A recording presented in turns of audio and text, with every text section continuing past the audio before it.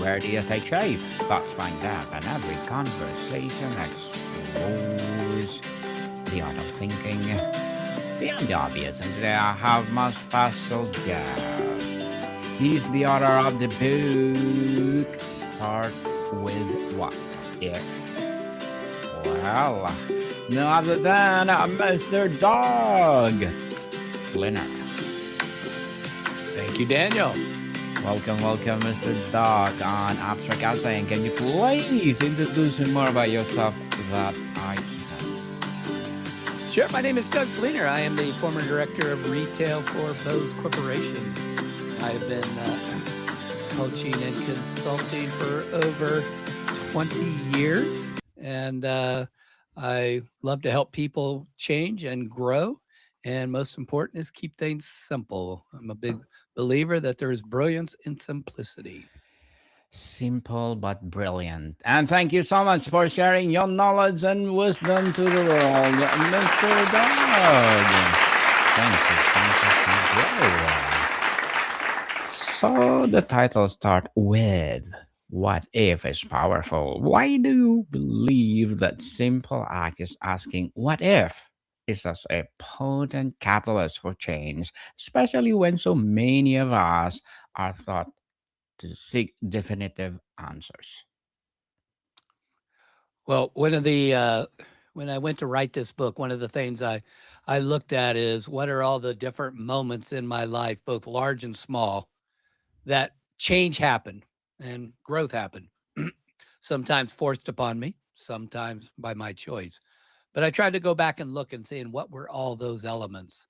And one of the things that I came to see is that in every time there was some sort of interrupter, something that stopped me in the moment, to stop me from having my natural, my habits or reactions or the stories I tell myself or the way that I was just acting, and to interrupt that moment and to be able to see something different and move in a different way.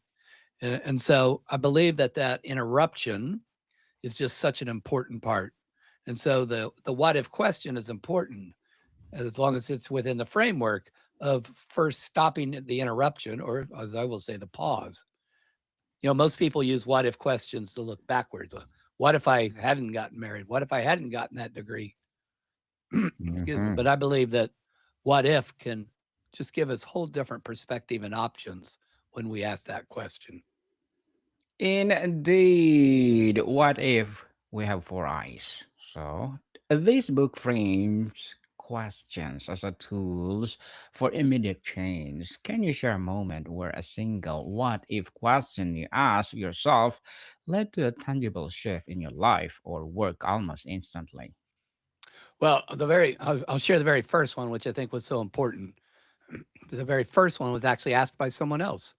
And I was in my late 20s and I had been a very active drug addict. I was stealing from a family business, and my whole world fell apart. I bankrupted that family business. I knew I had to make some kind of change, but my father thought I had to make change because he was my business partner. And I went into recovery, and I thought I had to just fix everything, right? I mean, I'm broke. My life is in shambles. And I just, was my mind was racing. I got to do this. I got to do this. I got to do that. And this gentleman just asked, he just said, well, what if you just went a day today without a drink? And what it Mm, did was, right, it interrupted me and it stopped all that motion, all that overthinking. Just say, okay, this is all I got to do today. Take that action. And those actions, right, those first steps, they build and they build. And so that was that very first what if. And that obviously was a big one. But it can be used in both big and small moments. yes. What if people in a world saturated with perspective advice and how to guides, you choose to create a book of questions? What gap were you seeing in the personal growth space that you felt questions rather than answer could fill? It's what's interesting is when I looked back and I put all this together, and so I came up with what I call the what if rule. We can talk about that in a minute, but I was going to write this whole book on the what if rule. And then I thought to myself, well, if it takes 300 pages to talk about some way to change and grow, then who's going to use it? Right? I mean, it can't take 300 pages. So, as I thought about it, what I realized is that the framework is simple, but any simple framework requires practice. And so that's why I end up putting a book together of questions. And so these are weekly questions, 52 different questions that one can ask themselves. And it applies at work, relationships, just at home, however. And it's just way, and some of these questions may apply to you and some questions may not. But everybody looks for answers. I think the future is created in better questions. Yes, definitely. Being curious, you will ask something, especially the word what if. The book is structured for weekly reflection. Why is the rhythm of a week the sweet spot for integrating these kinds of provocative questions as opposed to a daily or monthly? Hmm, great question. I've not been asked that before. And I think it starts with, right? It starts with reflection. So of reading of the chapter. And look, a lot of people when they get the book, the early advanced readers, they have read the whole thing and then went back and either chose a question or some did start taking it week by week. But what I found is that that many of the things we're looking at may or may not happen within a day. And so wanted to kind of put this rhythm of a week that just says the first, let's read the chapter, reflect on it. Each chapter gives you kind of a story, gives you some suggestions, and then gives you kind of a framework to move forward in. And we're not looking for any big change. What we're looking for here is to just interrupt and maybe how you would normally act or react in a situation and then be able to take one action forward. And so, really, the rhythm of a weekly practice, and again, the goal here was to really learn about how to do this versus all these different questions of change. But I believe, and what we're hearing from early readers is that they're getting significant change and growth in areas that they did not expect. Significant growth. We like that. Mr. Dog. On the what if mechanism, some what if question can feel liberating, while others might bring up a fear or discomfort. What if I let go of this secure but unfulfilling thing? How do you guide readers to sit with the more challenging questions productively? Yeah, when I put the questions together, right? I didn't want all of them to be big, heavy things. Some are just different ways that maybe what if you expressed your gratitude through your actions, something like that. But then there's sometimes where, right? It's like, what if I let go of resentments that I've been carrying for a long time? And I think, right, the reason we don't change and grow is because we think we have to see the end. We think about all this mountain to climb or all these things I have to do. And all the what if questions are first is, one of the beauty of the what if is it's not telling you you have to move forward, right? It's giving you permission to look at it and just say, well, not for me or not now. But, what you find is whether it's big or small, it's about taking the small step. It's about that first step. It's about that action to start to make those kind of changes. So many things that happened in my life I never would have planned for, and all many good things. But if I had planned for it, I would have missed it. Instead, what I'm doing is I'm on the journey and I'm just open with each step of along the way. Yes, baby steps, people, baby steps. Can you walk us through the anatomy of truly transformative what if question? What elements does it need to move someone from mere thought to potential action? Well, the key really is the what if rule, and that's really the framework. And so, while the what if questions are so important, it starts with the first step of the what if rule is the pause. You see, we're we're always in such a routine. We're in such a pattern. We see something, we get an email, right? Someone says something.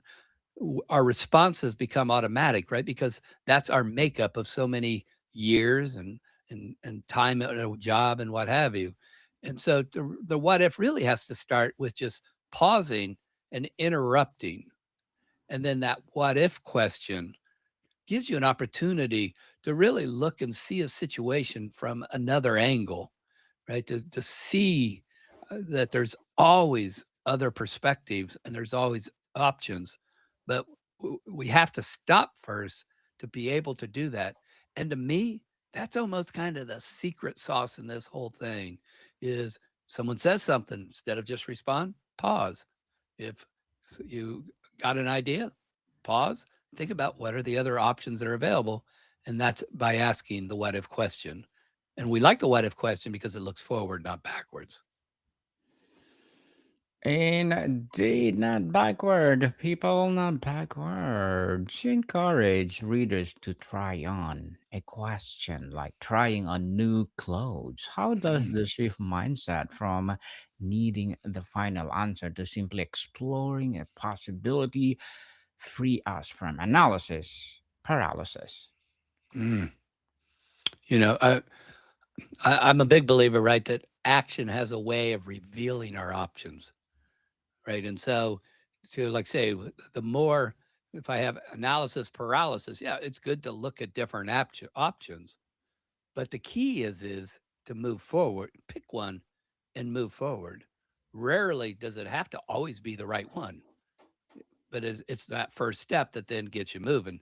In a lot of consulting work I do, one of the things and coaching, one of the things I sometimes get almost a little frustrated is I shouldn't say frustrated, but one of the things I learned is that most of the people, they kind of have the answer.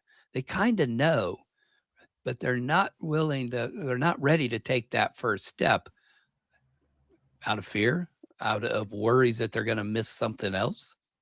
And instead, what you just need to do is just make a decision, move forward, do the first step. The second step may be your planned step, could be a different step. A different step, yes, definitely. And Mr. Dog, on application and impact, for someone feeling truly stuck in their career or a relationship, which what if question from the book would you give them as a first step and why? Boy, great question. Um, I would say that probably the first thing I would ask is, well, what if I made a decision that I would be changing jobs in 6 months? Or what if I stayed here for 6 months and tried to get to that next place I want? One of the things that I think happens to a lot of us is when we feel stuck, right? We're not stuck because each day is a new day. Each day is a beginning. Each day is something that can be done. I think we're not necessarily stuck like we think we are. We're actually stuck in the way of our routines. And so that what if question again could be, well, what if today I did one thing to investigate finding another job? What if today I meet with one person to learn what they do and maybe they can share something with me? Each what if question is always going to be wrapped into some kind of action. Yes, that's the good thing, Mr. Dog. And tell us, many of those questions seems ideal for journaling. Did you have a specific ritual or practice in mind for how readers should engage with its weekly question to get the most out of it? Well, I am a big believer in journaling, and I've journaled for many years, but I journal a little bit differently. I I do what I call future journaling, and future journaling is rather than a lot of people just kind of write down how they're feeling and what's going on, which is all good. But what I like to do is each day is to journal in who am I going to be? How am I going to show up? How am the person I'm going to be? So I'm just going to let me just take the book and let's copy the book. And I'm just going to go to one question here. Hmm. What number 25? Go What if ahead. this week you made sure someone in your life felt truly seen and heard? And so, in this particular chapter, there is a story and then there's called what's a fast path to making someone feel seen, and it's 4 steps or 4 different actions that one can take. Pick one person to focus on the week, give them some extra time, and so each one of these questions you can journal in how you're going to show up in that day. You know, it's I think one of the things that the book really helps you do is it gives you intentions, and intentions are just so important because that's right is where my actions come out of. If not, again, the routineness of the day, of the job, the busyness of the family, all that can just take over. And so that's where you kind of you remain the same versus really finding that change and growth. So I think in journaling your intentions of who you are and what you want to achieve, not necessarily to dos, but what are the outcomes you want? Yes. What will be the good results that you want to have or want to, well, take it?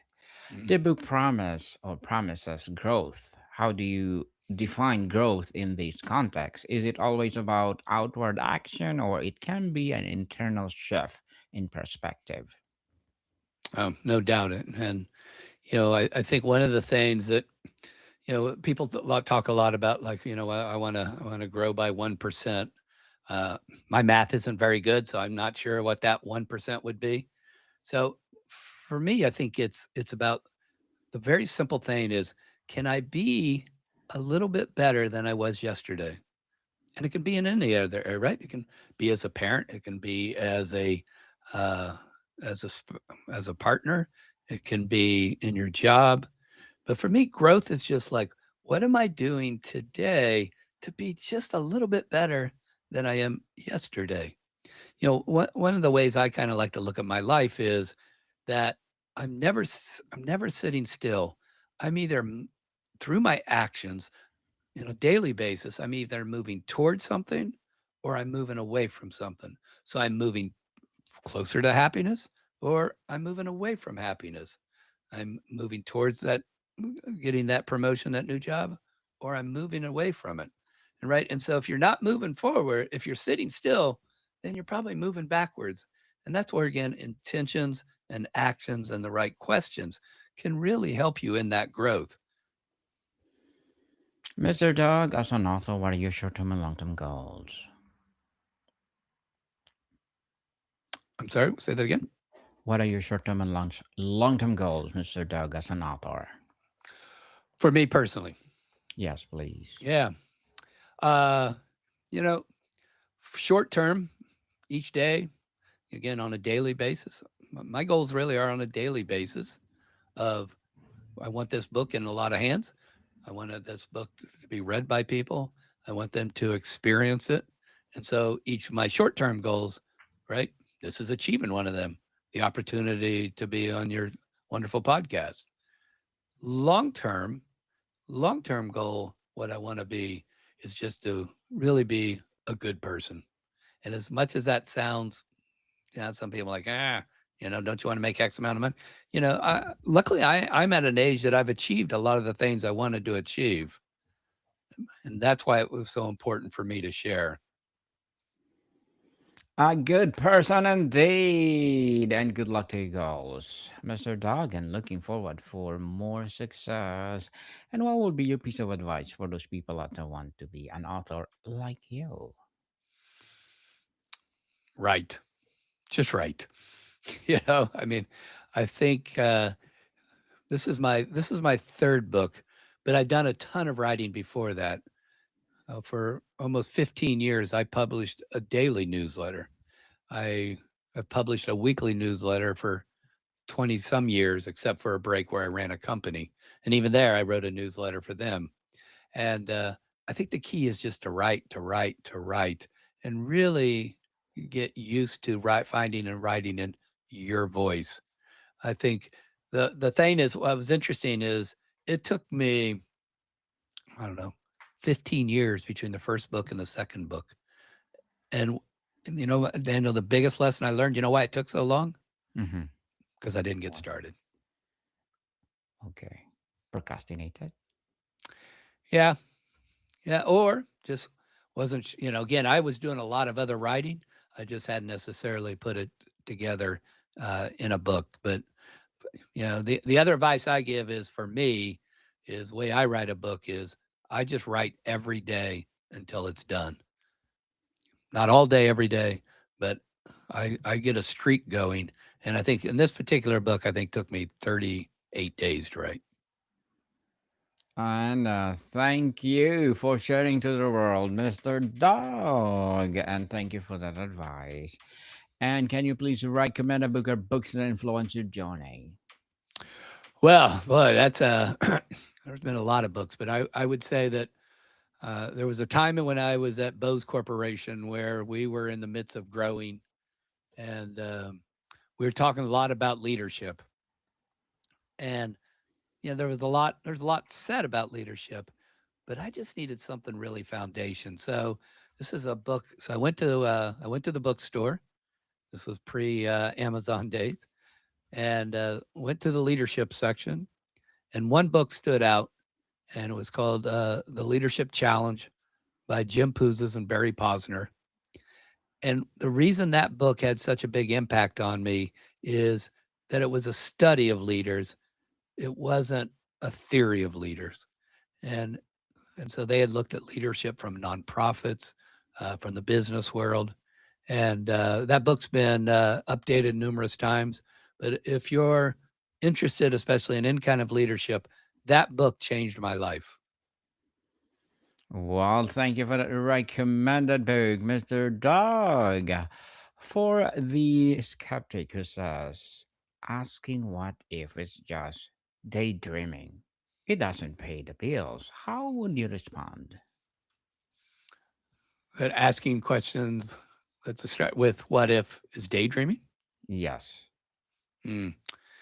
Right. So asking what if is what it's really doing is giving you again kind of this looking at these different angles and perspectives.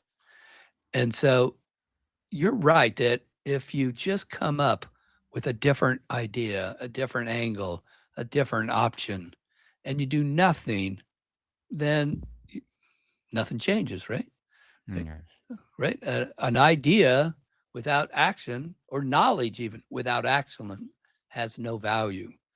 And so when I talked about that what if rule, the pause, question, and then the third element is go.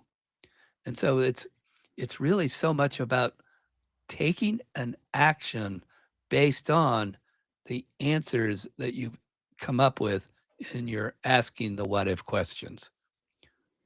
Yes, indeed. What if? Before we wrap up our discussion for today, Mr. Dog, I'm inviting you to please do listen to my other podcast, people. My other podcast, because my abstract essay is already in a fifth season. Fifth season, people, which is, I'm checking now. My Science 101 is a second season. And of course, my abstract poetry second season too. Bible verses 101's first season and book 101 review in fifth season too. Comedy 101 second season and Ma Food 101 and sixth season this December. Geography 101, love letters, movie 101 review, music 101. Music 101 fourth season, Science 101, Sex 101 in its second season, of my baby podcast, Mental Health 101, Law 101 and Entrepreneurship 101. Please listen to them wherever you listen your podcast. So, Mr. Dog, imagine you're a deal reader a year from now, having engaged deeply with the book. What is one small specific change you hope for them? I think that the big thing that I hope is that anytime they're in a situation that they're always able to reframe it and to be able to see it in a different perspective. And again, it's the small things, right? That email that comes in. I think as a result I think you react less. And I think you are definitely feeling like you have more ownership in your life. And really, I think that's one of the real keys to being successful and being happy is is owning everything that's in your life, everything that's happening, because right, you can't change what you don't own.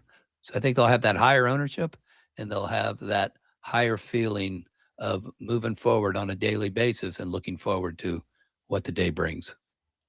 Yes, owning your own is, I think, is the key. If what if? So, Mr. Doug Fleener, thank you so much for sharing your knowledge and wisdom to the world. So, can you please invite our listeners to support your book, your advocacy, or whatever projects that you're doing right now? Yes, I encourage someone to go to startwithwhatif.com and download an excerpt of the book. Yes, people, let's support Mr. Doug Fleener because if we support him for sure, more and more empowering. What if? All right. So, Mr. Doug, thank you so much for your time. Daniel, thank you. Appreciate you. Modicon people, see you soon.